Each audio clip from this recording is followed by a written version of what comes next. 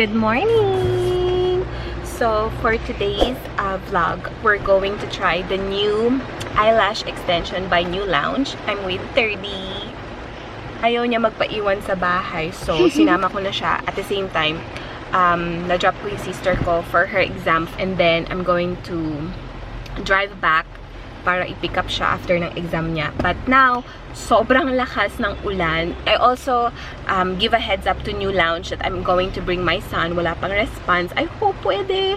So they required no makeup on the eye area. I'm going to try the same eyelash curls like Heart Evangelista.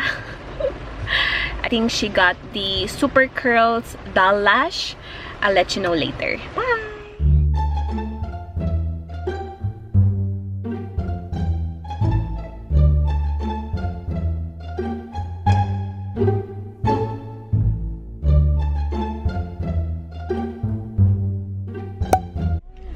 As in, super drama. Ang ganda ng pilikmata. Can I have your camera? Sure.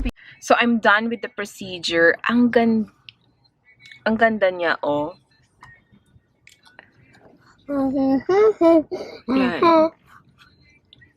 Itong eyelashes sa NÉW Lounge, I used the curl 9 and curl 10 kasi yung 11 and 12 masyado daw dramatic. So, which is I already have my natural long curls.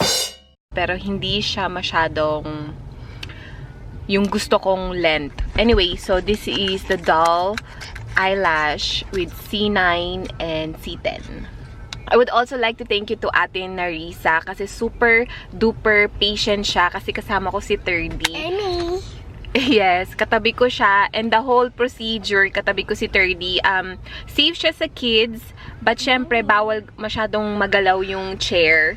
So, time na yun, medyo magalaw si 30. And, the procedure, it takes about 2 hours. Akala ko 1 hour lang. But, so far, so good. Ang ganda ng eyelashes ko. And, ayun. Okay, susunduin ko na si Twinnie. She said she's done na. Babaush!